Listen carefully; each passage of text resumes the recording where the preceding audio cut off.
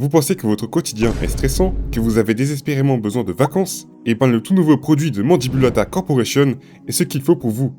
Avec cette machine à voyager dans le temps, vous pouvez aller à n'importe quelle époque, donc je vous en prie, choisissez. Nous voilà il y a 500 millions d'années, dans les océans de la période qu'on appelle le Cambrien. Et pendant cette période, la vie telle que la connaît venait d'apparaître. Comme tu le vois, les premiers poissons, crustacés et mollusques nageaient ça et là, parmi plein d'autres animaux qui n'ont aucun rapport avec ceux que tu connais. Et parmi ces animaux, il y avait les Dinocarididés, un groupe fourre-tout qui comportait tous les arthropodes super primitifs qui n'ont jamais développé de vraies pattes.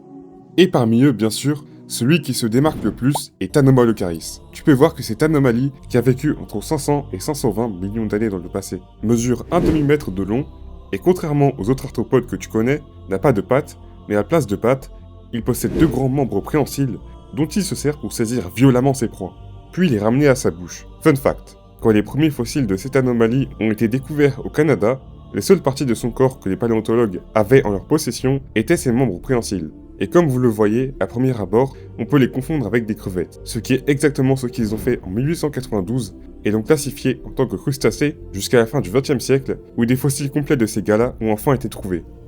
L'autre remplacement entre guillemets de leurs pattes est ce que vous voyez en ce moment, dont il se sert pour nager. Ces nageoires, qui sont en fait des extensions des segments qui composent son corps. Maintenant, regarde-le chasser des trilobites sur le fond de l'océan. Bien qu'on pensait avant qu'Anomalocaris chassait en grande majorité des trilobites, assez récemment, on a découvert que ça arrivait bien plus rarement qu'on pensait, leurs pièces buccales étant adaptées pour des animaux un peu plus mous. Donc la scène dont tu viens d'être témoin était plutôt rare en fait. D'ailleurs, en parlant de pièces buccales, tu te demandes sûrement, qu'est-ce que c'est que ce bordel? Et c'est ce qu'on appelle le cône oral, composé de plusieurs plaques, organisées autour d'un axe d'ordre 3, qui servent à broyer les créatures qu'il saisit avec ses membres. Comme tous les prédateurs, Anomalocaris devait trouver ses proies avant de les manger. Et pour les trouver, il s'aidait de quelque chose quasiment jamais vu auparavant. Des yeux composés, étant l'un des premiers à en posséder. Bon, maintenant qu'on a fait le tour des particularités d'Anomalocaris, tu es sûrement curieux à propos d'autres espèces similaires. Et si tu nages un peu, tu devrais trouver certains de ses cousins proches, de l'ordre des radiodontes, comme Peitoia, Lirarapax, et toutes sortes de formes similaires. Mais dans le groupe étendu des Dinocarididés, tu peux facilement trouver des formes encore plus loufoques. Par exemple le Regadela.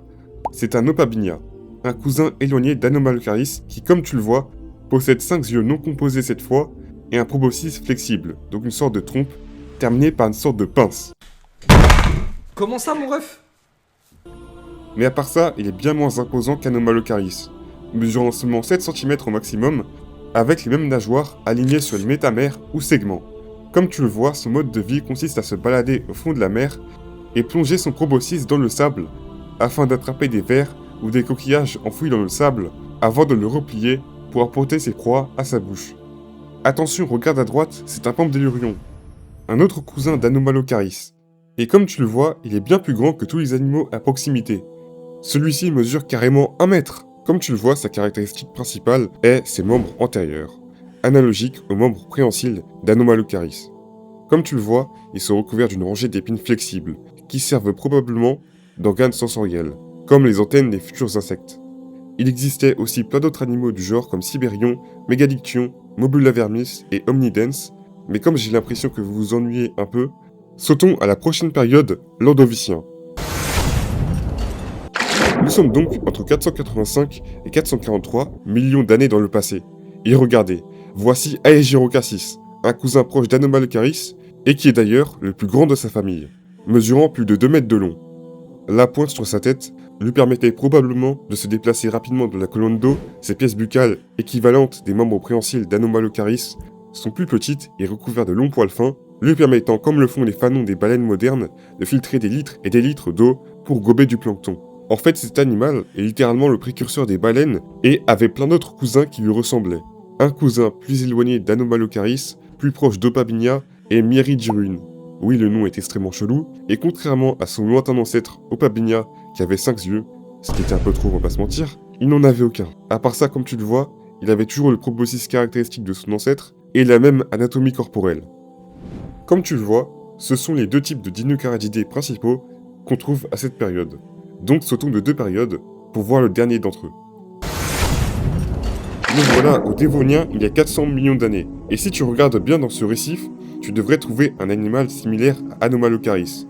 Ah, voilà, regarde. Voici Schinderhannes barthelesi, un radiodonte, donc un cousin proche d'Anomalocaris, qui présentait comme Anomalocaris une paire d'appendices préhensile, une bouche composée de plaques broyeuses et des yeux composés.